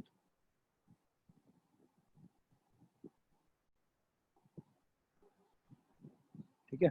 तो कंडीशन फॉर ग्रोथ में तुमको क्या क्या चाहिए, तो पहली बात तो हम लोग को पता है वाटर चाहिए, जो भी तुम सोच सकते हो, ऑक्सीजन चाहिए। सॉइल के अंदर क्या चाहिए तुमको, न्यूट्रिएंट चाहिए, जैसे कि हम लोग को पता है एलिमेंट्स, एलिमेंट्स तुमको पता है एसेंशियल भी होते हैं, मैक्रो न्यूट्रिएंट भी होते हैं, माइक्रो न्यूट्रिएंट भी होते हैं, है ना। सनलाइट लिख देता हूँ मैं, सनलाइट चाहिए तुमको ग्रोथ के लिए, कि फोटोसिंथेसिस करेगा तब आ जाएगा सनलाइट। मतलब हर एक चीज जो तुम सोच सकते हो, वाटर, ऑक्सीजन, एलिमेंट, सनलाइट, है ना, नाइट्रोजन, जो हम लोग बोलते हैं ना, प्लांट्स को नाइट्रोजन चाहिए होता है, प्लांट्स जो होते हैं उनके लिए नाइट्रोजन फिक्स कौन कर रहा था, ऑब्वियसली बात है माइक्रोब्स कर रहे थे। इनको टेम्परेचर अच्छा चाहिए, सनलाइट लिखा तो लेकिन टेम्परेचर अलग से क्यों लिख रहा हूँ, सनलाइट तो सनलाइट होता है ना, टेम्परेचर अलग चीज होती है। तो ये सारे एलिमेंट्स जब मिलेंगे प्लांट को ग्रोथ के लिए, तो जाके प्लांट का ग्रोथ सही होगा। हाँ, ऑक्सीजन लिख देता हूँ, CO2 भी लिख देता हूँ, CO2 भी चाहिए, मैं बोला तुम जो भी सोच सकते हो सब सही है, ठीक है। और अगर इनमें से कुछ भी प्रॉपर नहीं मिलेगा तो तुमको पता है प्लांट का ग्रोथ प्रॉपर नहीं होगा, ठीक है। तो ये जो फर्स्ट टॉपिक था, हम लोग ने अभी तक सिर्फ फर्स्ट टॉपिक पढ़ा है जिसको हम लोग बोलते हैं ग्रोथ, ठीक है। और ग्रोथ के अंदर देखो हम लोग ने क्या कर लिया, ग्रोथ के अंदर हम लोग ने अलग से 5 टॉपिक पढ़े। पहला हम लोग ने क्या पढ़ा, मैं समराइज कर रहा हूँ सब चीज को। पहले हम लोग ने पढ़ा कि प्लांट का ग्रोथ कैसा होता है, तो हम लोग ने बोला था कि प्लांट ग्रोथ इज इनडिटर्मिनेट। पहला क्या बोला था, प्लांट ग्रोथ इज इनडिटर्मिनेट। क्यों बोला था इनडिटर्मिनेट, क्योंकि हम लोग को पता है कि वो हॉरिजॉन्टल भी होगा और वर्टिकल भी होगा, ठीक है। तो ये मैं बोल रहा हूँ यहाँ पे हम लोग ने इनडिटर्मिनेट क्यों बोला, मैं समराइज कर रहा हूँ जो हम लोग ने पढ़ा है। सिंस वर्टिकल, इनिशियली पहले वर्टिकल रहता है, तो उसके बाद में हॉरिजॉन्टल होता है, ठीक है। तो हॉरिजॉन्टल भी है, वर्टिकल भी है, इसलिए हम लोग बोलते हैं प्लांट का ग्रोथ कैसा होता है, इनडिटर्मिनेट होता है, ठीक है। फिर हम लोग सेकंड पॉइंट चीज हम लोग ने क्या बोली कि हम लोग प्लांट का ग्रोथ मेजर कर सकते हैं क्या, तो हम लोग ने बोला यस, यहाँ पे लिख रहा हूँ मैं, यस ग्रोथ इज मेजरेबल। हम लोग ने बहुत सारे पैरामीटर यूज किए, है ना, प्लांट का सेल का नंबर यूज किया, उसका वेट यूज किया, उसका सरफेस एरिया यूज किया, उसका लेंथ यूज किया, ड्राई वेट, फ्रेश वेट, सब कुछ यूज किया। फिर हम लोगों ने देखा phases of growth. Phases of growth को मैं 2 चीज यहाँ पे एक साथ पढ़ा दिया था, एक तो तुम लोगों का कौन सा होता है, लैग लॉग, बेसिकली स्टेशनरी, जो कि ज्योमेट्रिकल ग्रोथ का टाइप होता है। और दूसरा चीज क्या होता है फेजेस में, हम लोग यहाँ पे मैं लिख दे रहा हूँ लास्ट में, जो मैंने तुमको बस ओरली बोला है। एक तो हम लोगों ने क्या बोला, एक तो होता है मेरिस्टेमेटिक, ठीक है, मेरिस्टेमेटिक ग्रोथ, जो इनिशियली वर्टिकल ग्रोथ कराता है वो। उसके बाद होता है एलोंगेशन। एलोंगेशन के लिए देखो मैंने एक डायग्राम बनाया था, याद है, मैं दिखा देता हूँ वापस से, ये वाला जो डायग्राम बनाया है मैंने, किसके लिए, ये एलोंगेशन के लिए है। और यहाँ से हम लोगों ने एक कंक्लूजन निकाला था क्या, part of the plant behind the apex shows maximum elongation, सही बात है। तो वापस में आ जा रहा है यहाँ पे, तो हम लोगों ने बोला दूसरा चीज क्या है, एलोंगेशन है। थर्ड चीज जो होती है बेसिकली वो क्या होता है, मैचुरेशन होता है। प्लांट जब मैच्योर हो जाता है, तुम लोगों ने पढ़ा है ना, मैचुरेशन, मैच्योर टिश्यू, ठीक है, वो वापस से डिवाइड नहीं कर सकता। तो हम लोगों ने देख लिया कि ये फेजेस है ग्रोथ के, ठीक है। फिर हम लोगों ने देखा फोर्थ टॉपिक, ग्रोथ का रेट कैसा होता है। ग्रोथ रेट कैसा होता है, ग्रोथ रेट में तुम लोगों ने दो चीज देखी। एक तो तुम लोगों ने क्या देखा, एक देखा तुम लोगों ने अरिथमेटिक ग्रोथ कैसा होता है, अरिथमेटिक ग्रोथ। और दूसरा तुम लोगों ने क्या देखा, दूसरा होता है ज्योमेट्रिक ग्रोथ। सही बात है। तो ये दो टाइप की ग्रोथ देख लिया हम लोगों ने। फिर जो फिफ्थ पॉइंट था, इसके अंदर हम लोगों ने ग्राफ बनाया था दो, ठीक है। एक वो y को शो एक्स प्लस सी वाला ग्राफ बनाया था, और एक वो लैग लॉग फेज वाला बनाया था, एक्सपोनेंशियल फेज। इसी में हम लोगों ने देखा रिलेटिव ग्रोथ क्या होता है। यहाँ पे मैं दूसरा टॉपिक भी लिख देता हूँ। इसके अलावा उन्होंने क्या देखा, रिलेटिव ग्रोथ क्या होता है वर्सेस एब्सोल्यूट ग्रोथ क्या होता है, ठीक है। और फिर फाइनली हम लोगों ने जो लास्ट पॉइंट देखा वो क्या लिखा था हम लोग ने, कंडीशंस फॉर ग्रोथ। क्या क्या कंडीशन तुमको चाहिए, जैसे अभी हम लोग ना लाइट चाहिए, टेम्परेचर चाहिए, ऑक्सीजन चाहिए, CO2 चाहिए, वाटर चाहिए, न्यूट्रिशन चाहिए। तो उन्होंने बोला कंडीशंस फॉर ग्रोथ, ग्रोथ के लिए क्या कंडीशंस होती है, ठीक है। तो इसमें से तुमको पता है क्वेश्चन सबसे ज्यादा कहाँ से तुमको मिलेगा। हाँ, क्वेश्चन तुमको मिलेगा एक ये पार्ट से, क्योंकि यहाँ पे तुमको पता है जो वर्टिकल ग्रोथ है वो मेरिस्टेमेटिक टिश्यू से है, और हॉरिजॉन्टल ग्रोथ जो कैम्बियम से, तो कैम्बियम के ऊपर क्वेश्चन आएगा। दूसरा, यहाँ से तुमको क्वेश्चन मिलने के चांसेस बहुत नील है। इसमें से तुमको बस फेज पूछेगा कि कितने फेज होते हैं ग्रोथ के, तो तुम बता दो कि मेरिस्टेमेटिक होता है, मैचुरेशन होता है, और एलोंगेशन होता है। यहाँ से सबसे ज्यादा क्वेश्चन मिल सकते हैं अगर इस चैप्टर से क्वेश्चन आएंगे तो, क्योंकि अरिथमेटिक ज्योमेट्रिक सबका डायग्राम दिया जाएगा और सबका ग्राफ दे सकते हैं, ठीक है। और शेप भी पूछ सकते हैं कि ग्रोथ का कर्व क्या होता है। कंडीशन फॉर ग्रोथ, इससे भी तुमको क्वेश्चन नहीं मिलेगा, तुमको सबको पता है ऑक्सीजन लाइट वाटर चाहिए होता है, ठीक है। तो ये फर्स्ट टॉपिक था ग्रोथ।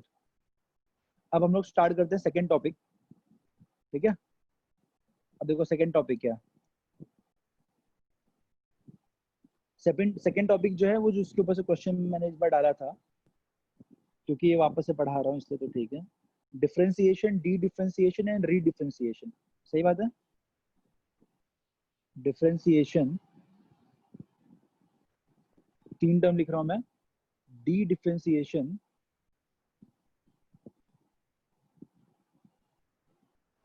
और फाइनली जो थर्ड टॉपिक है वो क्या है, री डिफरेंशिएशन। डिफरेंशिएशन, डी डिफरेंशिएशन और री डिफरेंशिएशन। तो तीनों का मतलब क्या है और तीनों को समझना जो है वो बहुत इंपॉर्टेंट है, ठीक है। ये तीन समझ में मतलब ये तीनों को समझने के लिए बस थोड़ा सा दिमाग खुला रखना है, बाकी कुछ नहीं रखना है। तो देखते हैं क्या होता है ये सब। सबसे पहले क्या होता है, जैसे मैंने बोला, सबसे फर्स्ट चीज लेता हूं मैं, कोई भी मेरिस्टेमेटिक टिश्यू है, ठीक है। तुमको पता है मेरिस्टेमेटिक टिश्यू के अंदर अनलिमिटेड पोटेंशियल है डिवाइड करने का। थे ऐसे थे, या मेरिस्टेमेटिक सेल है, ये मल्टीप्लाई करके दो सेल बनाया, ठीक है। अगर ये दोनों सेल ने डिसाइड कर लिया है कि हमको आगे चल के क्या बनना है, ठीक है। मतलब जैसे कि ये मैं बोल रहा हूँ कि मेरिस्टेमेटिक टिश्यू है, जैसे कि एग्जांपल देता हूँ मैं, अगर हार्ट के सेल डिवाइड करेंगे तो कौन सा बनाएंगे, जैसे जनरली डिवाइड नहीं करते, बट हार्ट के सेल डिवाइड करेंगे तो हार्ट का सेल ही बनाएंगे, है ना। बट ये ऐसे सेल है जिसको हम बोल सकते हैं स्टेम सेल। ये जब डिवाइड कर रहे हैं ये क्या बनाएंगे नहीं पता अभी तक, तो इन लोग ने बस नॉर्मल दो सेल बना दिया, ठीक है। अब बाद में इनका डेस्टिनी डिसाइड हो गया कि आगे चल के ये जाइलम बनाने वाला है, आगे चल के ये जाइलम बनाने वाले हैं। तो इस जो ये जो प्रॉपर्टी इनके अंदर आ गई, पहले तो ये स्टेम सेल थे, अब स्टेम सेल मल्टीप्लाई करके दो ऐसा सेल बनाया जिसका डेस्टिनी डिसाइड हो चुका है ना, which are destined to form the cells of xylem. तो इसको हम लोग बोलेंगे ये है तुम्हारा डिफरेंशिएशन। मतलब ये स्टेम सेल से डिफरेंशिएट होके अब जाइलम सेल बन गया है। तो यहाँ पे मैं लिख रहा हूँ, इसको बोलेंगे हम लोग डिफरेंशिएशन। समझ रहे हो, ये डिफरेंशिएट हो गया। जैसे अभी मैं बोल रहा हूँ कि हम लोग के बोन मैरो जो होता है उसके अंदर स्टेम सेल प्रेजेंट होते हैं, तो बोन मैरो ने एक सेल बनाया, ठीक है। अभी तक तुमको नहीं पता कि वो सेल क्या बनाएगा, मैक्रोफेज बनाएगा या न्यूट्रोफिल बनाएगा कि प्लेटलेट बनाएगा या आरबीसी बनाएगा, तुमको नहीं पता है, ठीक है। तब तक तो वो स्टेम सेल ही है। बट जैसे ही उसका फंक्शन डिसाइड हो गया, अच्छा ठीक है, अब ये जो सेल बना है ये आगे चल के आरबीसी बनाएगा, तो मतलब वो डिफरेंशिएट हो गया आरबीसी बनाने के लिए, तो उसको हम लोग बोलेंगे डिफरेंशिएशन। समझ में आया, क्या बोलेंगे, डिफरेंशिएशन, ठीक है। अब डी डिफरेंशिएशन का मतलब क्या है, चलो पहले मैं तुम लोग के डिफरेंशिएशन का मतलब रीड कर देता हूँ, जो मीनिंग लिखा हुआ है, क्या लिखा हुआ है? the cells derive from the root apical and shoot apical meristem. देखो जैसे बोलते हैं मेरिस्टम, देखो मैंने यहाँ पे लिखा meristem differentiate and mature to perform specific function, है ना? वर्ड लिख दिया स्पेसिफिक फंक्शन। तो ये स्टेम सेल था, इनका कोई स्पेसिफिक फंक्शन नहीं था, लेकिन जैसे मैंने जाइलम लिख दिया, इनका फंक्शन क्या हो गया? स्पेसिफिक हो गया। तो यहाँ पे लिख दिया मैंने स्पेसिफिक फंक्शन हो गया इनका, ठीक है? ये स्पेसिफिक फंक्शन परफॉर्म करेंगे। This act leading to maturation is termed as differentiation. ये जो एक्ट है, मतलब ये जिस प्रोसेस से ये स्टेम सेल आगे चल के जाइलम के सेल बन गए विद स्पेसिफिक फंक्शन, इस प्रोसेस को हम लोग बोलेंगे डिफरेंशिएशन, ठीक है? ये होता है डिफरेंशिएशन, ठीक है? अब दूसरी चीज होती है जिसको हम लोग बोलते हैं डी डिफरेंशिएशन, ठीक है? क्या बोलते हैं? D differentiation. बहुत ही सिंपल है। देखो अभी जो हमने बोला था, ये जो सेल था डिफरेंशिएटेड, ये कहाँ से बना था? ये स्टेम सेल से बना था, मतलब मेरिस्टेमेटिक टिश्यू से बना था। अब इस जाइलम के अंदर डिवाइड है क्या कि वापस से डिवाइड करके ऐसा सेल बना है जो कुछ भी बन सकता है? ऑब्वियस बातें नहीं है। अगर जाइलम सेल डिवाइड करेगा तो जाइलम सेल ही बनाएगा। जैसे हार्ट सेल डिवाइड करेगा तो हार्ट सेल बनाएगा, लिवर सेल डिवाइड करेगा लिवर सेल बनाएगा, ठीक है? तो ये तो हम लोग को पता है कि इसका स्पेसिफिक फंक्शन है। बट कोई मैजिकल पावर की वजह से, ठीक है, अब मैं नेक्स्ट स्लाइड लेता हूँ। किसी भी मैजिकल पावर की वजह से अब ये जो हम लोग ने जाइलम सेल बोले थे, यहाँ पर मैं लिख रहा हूँ ये जाइलम सेल्स थे। अब ये मैजिकल पावर की वजह से जो जाइलम सेल है, अब ये वापस से स्टेम सेल बना पा रहे हैं। समझ रहे हो? किसी भी रीजन की वजह से वापस से ये स्टेम सेल बना पा रहे हैं, जबकि इनका फंक्शन फिक्स हो चुका था। देखो मैंने लिख दिया था जाइलम सेल है मतलब फंक्शन फिक्स है इसका, है ना? वाटर का ट्रांसपोर्ट करना ही इसका काम है। बट किसी भी रीजन से जाइलम सेल जो था, वापस से उसके अंदर एक ऐसा मैजिकल पावर आया कि अब वो वापस से स्टेम सेल बना सकता है। समझ रहे हो? वापस से स्टेम सेल बना सकता है। इस प्रोसेस को हम लोग बोलेंगे डी डिफरेंशिएशन। देखो पहले ये डिफरेंशिएट हुआ था, है ना? डिफरेंशिएट, अब ये उसका उल्टा हो गया, है ना? वापस से उल्टा हो गया, मतलब ये डी डिफरेंशिएट हो गया। तो इसलिए यहाँ पे मैं लिख रहा हूँ ये कैसे सोल्व हो गया? ये हो गया डी डिफरेंशिएशन,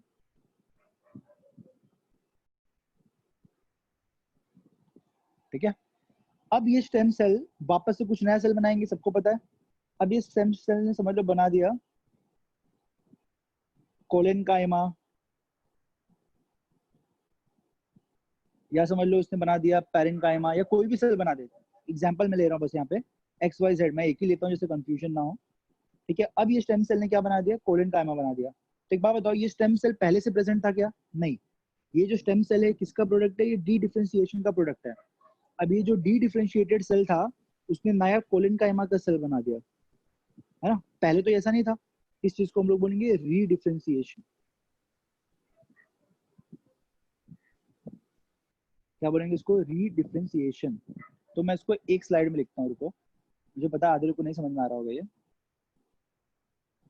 देखो मैं लिखता हूँ, एक तो है तुम्हारा मेरिस्टेमेटिक टिश्यू। समझ रहे हो? मेरिस्टेमेटिक का मतलब ये स्टेम है, स्टेम सेल है।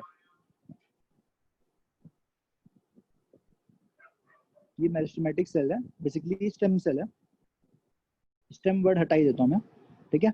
अब मेरिस्टेमेटिक टिश्यू प्लांट के पास बचपन से प्रेजेंट है। समझ रहे हो? इसको किसी से बनना नहीं पड़ रहा है, वो पैदा हुआ तभी से वो मेरिस्टेमेटिक था। अब ये मेरिस्टेमेटिक सेल नए सेल बनाया। अब ये जो नए सेल है, इनके पास में एक फंक्शन आ गया, लिख दे रहा हूँ मैं यहाँ पे, स्पेसिफिक फंक्शन आ गया। और इनका स्पेसिफिक फंक्शन था वाटर को ट्रांसपोर्ट करना, ठीक है? स्पेसिफिक फंक्शन है जिसका काम क्या? वाटर ट्रांसपोर्ट करना। तो बेसिकली क्या हो गया? ये कोई भी सेल बना रहे हैं। चलो एग्जांपल मैंने जाइलम का लिया था, इस बार मैं चलो फ्लोएम ले लेता हूँ, ठीक है? ये फ्लोएम के सेल बना दिया। तो इस प्रोसेस को हम लोग क्या बोलेंगे? ये मेरिस्टेमेटिक सेल क्या हो गया? ये डिफरेंशिएट हो गया। तो इसको हम लोगों ने बोल दिया ये है डिफरेंशिएशन, ठीक है? दूसरा चीज मैं बोल रहा हूँ कि अब ये फ्लोएम सेल थे, इनके पास मेरिस्टेमेटिक प्रॉपर्टी थी क्या? मैं यहाँ पे एम को ग्रीन कर दे रहा हूँ, ठीक है? हाँ, ये बचपन से इनके पास प्रेजेंट था, इस वजह से वो एम ग्रीन है, ठीक है? अब ये जो फ्लोएम सेल है, इसके पास इसका एक स्पेसिफिक फंक्शन हो चुका था। अब ये कभी भी मल्टीप्लाई करता तो ये फ्लोएम के ही सेल बनाता। बट एक पावर की वजह से, एक रीजन की वजह से कुछ तो ऐसा हुआ, है ना, कि वापस से अब ये जो नया सेल बना रहा है, ठीक है, वो वापस से ये मेरिस्टेमेटिक बना सकता है। तो देखो अब ये मेरिस्टेमेटिक जो लिख रहा हूँ ये मैं रेड कर दिया है मेरिस्टेमेटिक, तो ज्यादा सिग्निफिकेंस नहीं है, बस समझाने के लिए बता रहा हूँ। ये वापस से मेरिस्टेमेटिक सेल्स बना पाया, बट फर्क क्या है अब इसमें, ये तो बाय बर्थ प्रेजेंट था, यहाँ पे मैं लिख रहा हूँ ये क्या था, ये बाय बर्थ मेरिस्टेमेटिक था और ये एक्वायर किया है इस प्रॉपर्टी को, समझ रहे हो, इसने इस प्रॉपर्टी को एक्वायर किया है। तो इस प्रोसेस को हम लोग क्या बोलेंगे, इस प्रोसेस को हम लोग बोलेंगे डी डिफरेंशिएशन। क्या बोलेंगे इसको हम लोग, डी डिफरेंशिएशन। अब ये जो मेरिस्टेमेटिक सेल है, ठीक है, जो कि एक्वायर्ड मेरिस्टेमेटिक टिश्यू दिखा रहा था, अब इसने नया सेल बनाया। अब ये जो नए सेल बने हैं ना, इनके पास भी एक स्पेसिफिक फंक्शन है। अब ये नए सेल का नाम है कोलेनकाइमा, एग्जांपल दे रहा हूँ मैं, क्या बना दिया, कोलेनकाइमा। तो इस चीज को हम लोग क्या बोलेंगे, रीडिफरेंशिएशन। मतलब ये जो मेरिस्टेमेटिक जो डी डिफरेंशिएटेड थे, इन्होंने रीडिफरेंशिएट करके एक नए सेल बना दिया, ठीक है। तो इस प्रोसेस को हम लोग बोलेंगे रीडिफरेंशिएशन। मतलब ये जो मेरिस्टेमेटिक सेल है, ये रीडिफरेंशिएशन की वजह से कोलेनकाइमा बनाए हैं। अब ये कोलेनकाइमा सेल्स को हम लोग बोल सकते हैं रीडिफरेंशिएटेड सेल्स है ये। जैसे अभी इस मेरिस्टेमेटिक सेल को मैं क्या बोल सकता हूँ, ये मेरिस्टेमेटिक सेल जो है ये डी डिफरेंशिएटेड सेल है। सेल डी डिफरेंशिएटेड है, प्रोसेस का नाम डी डिफरेंशिएशन है। सेल रीडिफरेंशिएटेड है, प्रोसेस का नाम रीडिफरेंशिएशन है, ठीक है। किसको किसको ये समझ में नहीं आया, चलो सबको समझ में आ गया तो बहुत अच्छी बात है। अब एक लास्ट टॉपिक है, उसके बाद में हम लोग बाद में ही पढ़ेंगे। लास्ट टॉपिक जो है वो है बेसिकली डेवलपमेंट। तो सेकंड जो टॉपिक था वो क्या था, डिफरेंशिएशन, डी डिफरेंशिएशन, रीडिफरेंशिएशन। अब जो थर्ड टॉपिक है इस चैप्टर में, फर्स्ट टॉपिक ग्रोथ था, याद है ना सबको, और ग्रोथ में भी हम लोगों ने 5 हेडिंग में देखा था उसको। थर्ड टॉपिक है जिसको हम बोलते हैं development.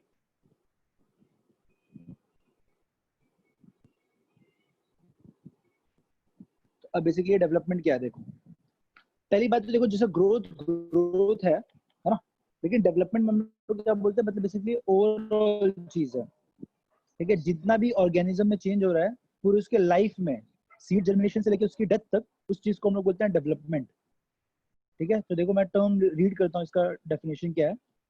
Development is a term that include all changes that an organism goes throughout during his life cycle from germination of seed to senescence, ठीक है। तो बेसिकली क्या हुआ, ये सीड का जर्मिनेशन जो होता है, जब उसके अंदर पहली बार जो लाइफ आई थी, जर्मिनेशन ऑफ सीड से सेनेसेंस समझते हो ना, तो जब तक बूढ़ा नहीं हो जाए या मर नहीं जाए, सेनेसेंस तक जो भी चीजें होती हैं उसको हम लोग क्या बोलते हैं, उसको हम बोलते हैं डेवलपमेंट,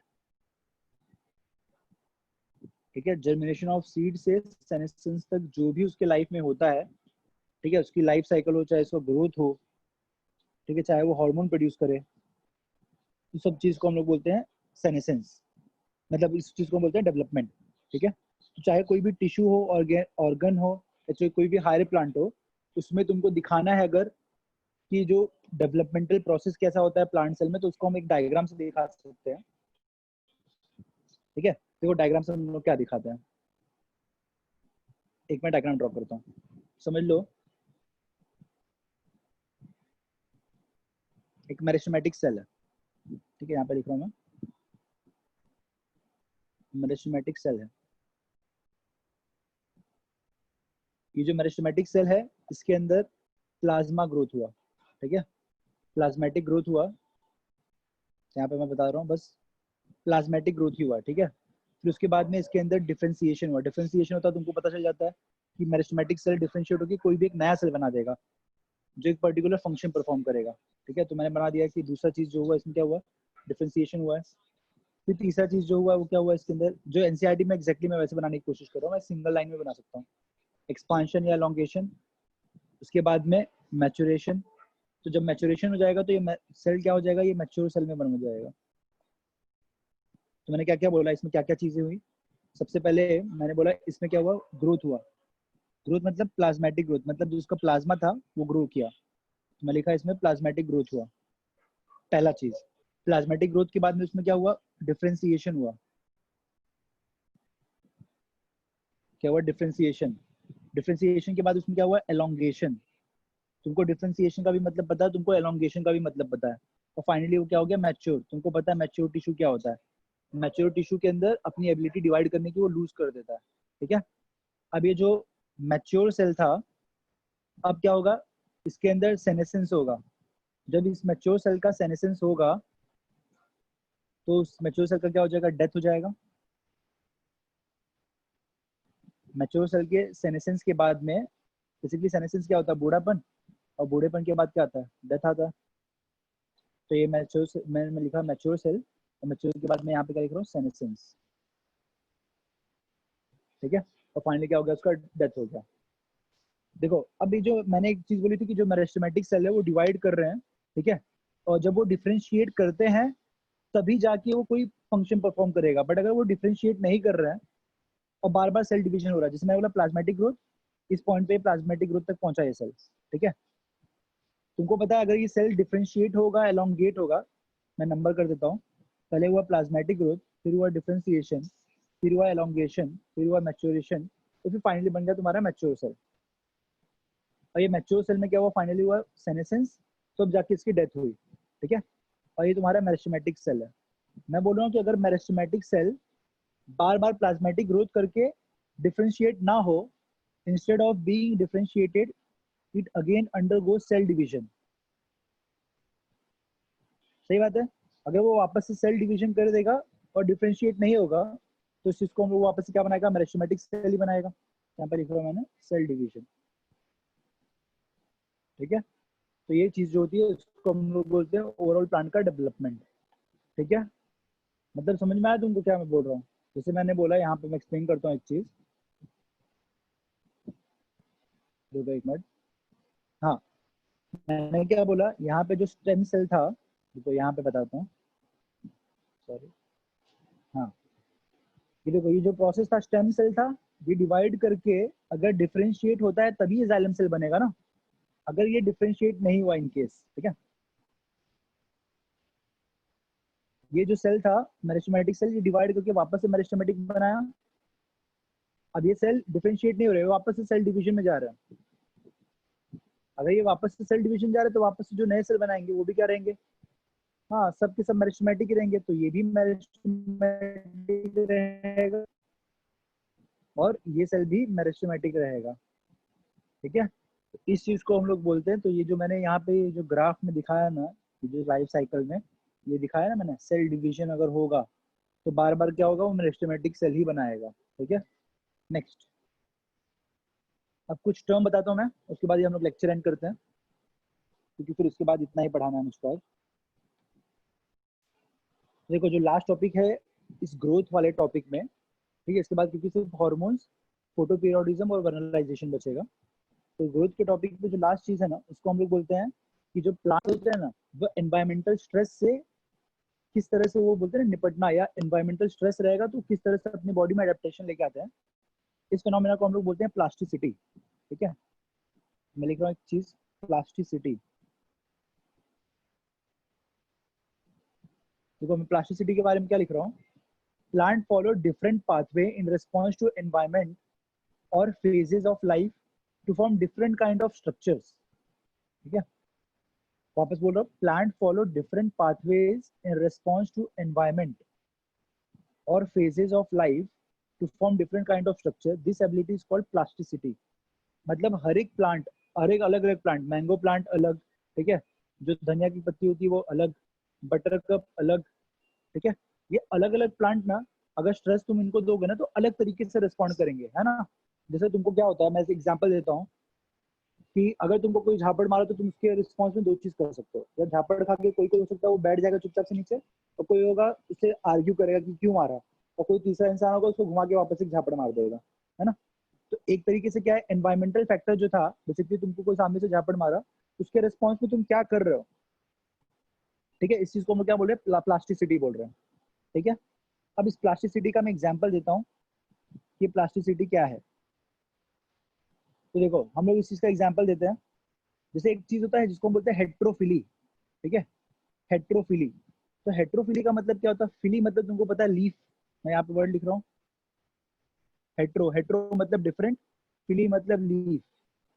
तो हेट्रोफिली बेसिकली क्या है, डिफरेंट तरीके का लीफ, तो जो कॉटन, कोरिएंडर और लार्कस्पर होता है ना, वो क्या दिखाते हैं, हेट्रोफिली। मतलब जैसा स्ट्रेस रहेगा, एनवायरमेंटल फैक्टर जैसा रहेगा, तो मतलब विंड ज्यादा है या पानी बहुत ज्यादा फ्लो कर रहा है, तो उसके अकॉर्डिंग हम लोगों ने देखा था लीफ जो होते हैं वो अपने हिसाब से अडेप्ट हो जाते हैं, जैसे उनके ऊपर ज्यादा स्ट्रेस नहीं है। तो हेट्रोफिली का फिनोमेना कौन दिखाता है, मतलब लीफ में चेंजेस कौन दिखाएगा, तीन प्लांट। तीनों प्लांट का मैं नाम लिख रहा हूँ, एक है कॉटन, एक है कोरिएंडर और एक है लार्कस्पर। एग्जाम में क्वेश्चन आते तीनों तीनों, ठीक है। कॉटन, कोरिएंडर और लार्कस्पर ये फिनोमेना दिखाते हैं जिसको हम बोलते हैं हेट्रोफिली। अब ये हेट्रोफिली का मतलब क्या, मतलब कि दो डिफरेंट टाइप की लीफ है। इसका मतलब क्या, जो जुवेनाइल फेज है वहां पे अलग टाइप का लीफ है, और जो एडल्ट फेज है दैट इज मैच्योर फेज, उसमें अलग टाइप का लीफ है, ठीक है। तो मैं लिख रहा हूँ कि जो तीनों प्लांट है ये दिखा रहे हेट्रोफिली। हेट्रोफिली का मतलब क्या है, जुवेनाइल फेज, जुवेनाइल समझते हो, जुवेनाइल मतलब बचपना वाला फेज, ठीक है। तो यहाँ पे मैं लिख रहा हूँ एक एंड में जुवेनाइल फेज, इसमें अलग टाइप का लीफ है, और जो इनका एडल्ट फेज है दैट इज मैच्योर फेज, उसमें अलग टाइप का लीफ है। जैसे एक डायग्राम ड्रॉ करता हूँ मैं, एनसीईआरटी में एक डायग्राम है, ठीक है, मैं वो ड्रॉ करके दिखाता हूँ। जैसे कि छोटा सा बना दो बस,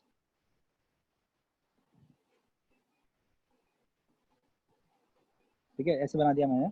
एक ये था, एक ये जो है इसका जुवेनाइल फेज में, ठीक है, देखो जिसमें एक पॉइंट से ही पूरा लीव हुआ, और एक एडल्ट फेज आया, उसमें क्या दिखा तुमको कि इसमें ये अलग दिखाएगा, फिर एक जो रहेगा वो अलग रहेगा, समझ रहे हो। देखो ये एक पॉइंट से तीन अलग टाइप के लीफ निकल गया, मतलब तीन डायरेक्शन में लीफ निकल गया। देखो जुवेनाइल फेज में अलग है और एडल्ट फेज में अलग है, तो ये जुवेनाइल फेज में अलग है, एडल्ट फेज में अलग है, इसी फिनोमेना को हम लोग क्या बोलते हैं, हेट्रोफिली। और ये हेट्रोफिली तुमको किस में दिखेगा, कॉटन, कोरिएंडर, लार्कस्पर, ठीक है। अब इसके लिए तुम लोग जो निमोनिक बना सकते हो बना लेना, और ग्रुप पे शेयर करना, किसी का अच्छा निमोनिक लगा उसको तो, ठीक है। ओके, इसके बाद में एक दूसरा भी दिखाता हूँ कि एक और ऐसा होता है, ठीक है। एक एग्जांपल दे रहा हूँ मैं, जो एक होता है बटर कप, ठीक है। बटर कप जो होता है ना, उसके अंदर क्या होता है, वो वाटर में भी रहता है और टेरेस्ट्रियल हैबिटेट में भी रहता है, ठीक है। तो वो वाटर में भी रहता है और टेरेस्ट्रियल हैबिटेट में भी रहता है, तो दोनों के अंदर जो होता है ना, लीफ का जो शेप होता है वो भी अलग होता है। जैसे भी हम लोग ने यहाँ देखा कि इसमें कॉटन, कोरिएंडर और लार्कस्पर, वैसे ही जो दूसरा एग्जांपल दे रहा हूँ, ये मैं फर्स्ट एग्जांपल दिया हेट्रोफिले का, कॉटन, कोरिएंडर और लार्कस्पर, और दूसरा एग्जांपल मैंने बोला कौन सा है, बटरकप। बटरकप, देखो दोनों में काफी डिफरेंस है। क्या डिफरेंस है, यहाँ पे जुवेनाइल फेज और एडल्ट फेज की बात हो रही है, और बटरकप के अंदर एक टेरेस्ट्रियल हैबिटेट है, टेरेस्ट्रियल हैबिटेट है, और एक वाटर हैबिटेट है। वाटर में अगर रहेगा तो कैसा दिखेगा, और टेरेस्ट्रियल में रहेगा तो कैसा दिखेगा। सेम देखो इसी तरीके बनाता हूँ मैं, ये पूरा कलर करना होता है, ठीक है, मैं कलर करने तो बैठूंगा नहीं। तो यहाँ पे देखो कैसा है, वापस मैं इसको ऐसे दिखा रहा हूँ।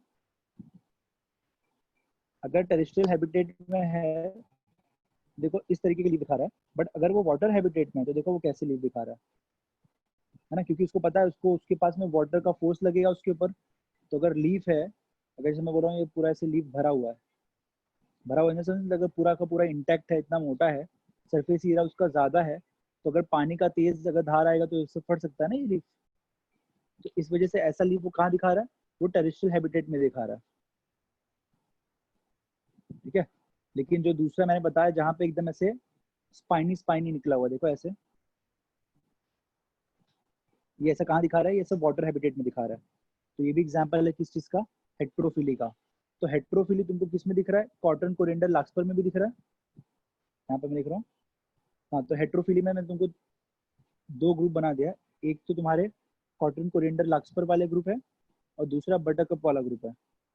क्या फर्क है दोनों में, कॉटन, कोरिएंडर, लार्कस्पर में जुवेनाइल फेज में अलग लीफ है, एडल्ट फेज में अलग लीफ है। सिमिलरली जो बटरकप है उसका वाटर में अलग लीफ है और टेरेस्ट्रियल हैबिटेट में अलग लीफ है, ठीक है। इसको भी कलर कर दे रहा हूँ। तो ये फिनोमिना जो है, इस चीज को हम लोग क्या बोलते हैं, इसको हम बोलते हैं प्लास्टिसिटी। देखो मैंने हेडिंग डाली थी, इसको क्या बोलते हैं हम लोग, प्लास्टिसिटी। मतलब एनवायरमेंटल फैक्टर है, उसके रिस्पॉन्स में देखो कॉटन कोरिएंडर लार्क्सपर अलग तरीके से बिहेव कर रहा है और बटरकप देखो अलग तरीके से बिहेव कर रहा है, ठीक है। तो एनवायरमेंटल स्ट्रेस के अकॉर्डिंग, एनवायरमेंटल फैक्टर के अकॉर्डिंग जिस तरीके से बिहेव करेंगे उसको हम लोग बोलते हैं प्लास्टिसिटी। तो हम लोग ये बोल सकते हैं कि जो ग्रोथ है, डिफरेंशिएशन है और डेवलपमेंट है, ये बहुत क्लोजली रिलेटेड है ना। ग्रोथ का मतलब तुमको पता है कि ग्रोथ तो ग्रोथ है, डिफरेंशिएशन मतलब एक सेल दूसरे सेल में डिफरेंशिएट हो जा रहा है। बट अगर मैं बात करूंगा ओवरऑल डेवलपमेंट की, तो डेवलपमेंट के अंदर ग्रोथ भी आ जाएगा और डिफरेंशिएशन भी आ जाएगा। तो देखो मैं नेक्स्ट पॉइंट में क्या बोल रहा था, मैं लिखता हूँ। मैंने तुमको बोला, अगर तुम लोग को किसी ने बोला कि ग्रोथ क्या है, ठीक है, ग्रोथ, तो तुमको पता है ग्रोथ क्या है। तुम lag phase, log phase, stationary phase बोल सकते हो। सरफेस एरिया में इंक्रीज हो रहा है उसको भी ग्रोथ बोल सकते हो, है ना। तो तुमको पता है, मैं ऐसे बस एक एग्जांपल दे रहा हूँ। या साइज जो था सेल का वो इंक्रीज हो गया, ठीक है। या अगर पहले वो उसका लेंथ इतना ही था तो अब वो ग्रोथ के बाद में इतना हो गया। एक चीज होता है डिफरेंशिएशन। डिफरेंशिएशन तुमको पता चल गया कि पहले मेरिस्टेमेटिक होता है, मैं लिख रहा हूँ, मैं पहले मेरिस्टेमेटिक था, अब वो मेरिस्टेमेटिक सेल से डिवाइड होके परमानेंट बन गया। अब वो जो परमानेंट सेल बन रहा है वो क्या हो सकता है, वो जाइलम भी हो सकता है, ठीक है, वो फ्लोएम भी हो सकता है। बट अगर जब मैं बोलूंगा ग्रोथ ना, तो ग्रोथ के अंदर सब कुछ आ जाएगा, ठीक है। सॉरी, ग्रोथ नहीं, डेवलपमेंट। जब मैं बोलूंगा डेवलपमेंट ना, तो डेवलपमेंट के अंदर सब कुछ आ जाएगा, है ना। क्योंकि हम लोग ने डेवलपमेंट के बारे में सबसे पहली चीज क्या लिखी थी, देखो हमने लिखा था डेवलपमेंट क्या होता है, from germination of seed to senescence, that is death, है ना। इस चीज को हम लोग क्या बोलते हैं, इसको हम लोग बोलते हैं डेवलपमेंट। तो इस डेवलपमेंट के अंदर देखो इसका डिफरेंशिएशन भी आ गया, एलोंगेशन भी आ गया, मैच्योरेशन भी आ गया, सेनेसेंस भी आ गया, सब कुछ आ गया। तो बेसिकली जो तुम्हारा डेवलपमेंट होता है उसमें सारी चीजें आ जाती हैं, ठीक है। तो ये था तुम लोग का ग्रोथ का टॉपिक। अब इसके बाद में 3 टॉपिक बच रहा है, जिसमें से सबसे इंपॉर्टेंट जो टॉपिक है वो तुम लोग का प्लांट ग्रोथ रेगुलेटर है, जिसमें तुम सारे हॉर्मोन्स पढ़ने वाले हो 5। और उसके बाद में 2 और टॉपिक है, फोटो पीरियोडिज्म और वर्नलाइजेशन, वो सबसे लास्ट में बता दूंगा, वो 5-10 मिनट का टॉपिक है, ठीक है। चलो फिर आज के लिए इतना ही। संडे को टेस्ट टेस्ट के लिए ऑल द बेस्ट, अच्छे से पढ़ के दो, उसमें मार्क्स आना चाहिए सबका अच्छे से। वही प्लांट फिजियोलॉजी, ह्यूमन फिजियोलॉजी है, हर चैप्टर से उतना वेटेज नहीं है, समझ में आ रहा है। हर चैप्टर से मैंने क्वेश्चन नहीं डाले, बट प्लांट से भी डाले हैं और ह्यूमन से भी डाले हैं। हो सकता है तुमको 3 चैप्टर से बहुत सारे क्वेश्चन मिल जाए, हो सकता है तुमको बाकी 3 चैप्टर से क्वेश्चन ना मिले, तो उसके लिए रोना मत, है ना। ये रोने वाली आदत छोड़ दो, क्योंकि जो बोला गया उसी में से पेपर आ रहा है, ह्यूमन प्लस प्लांट। अब तुम ये नहीं बोल सकते कि इससे इतना क्वेश्चन दो, इससे इतना क्वेश्चन दो, वो कहीं पे डिफाइंड नहीं है। अगर वो चीज डिफाइंड होती तो तुमको नीट वाला भी लिख के देता कि जेनेटिक्स से हम इतना क्वेश्चन पूछेंगे, रिप्रोडक्शन से इतना क्वेश्चन पूछेंगे, सेल डिवीजन से इतना क्वेश्चन पूछेंगे। समझ में आया? ठीक है, चलो फिर मिलते हैं नेक्स्ट टाइम, बाय बाय।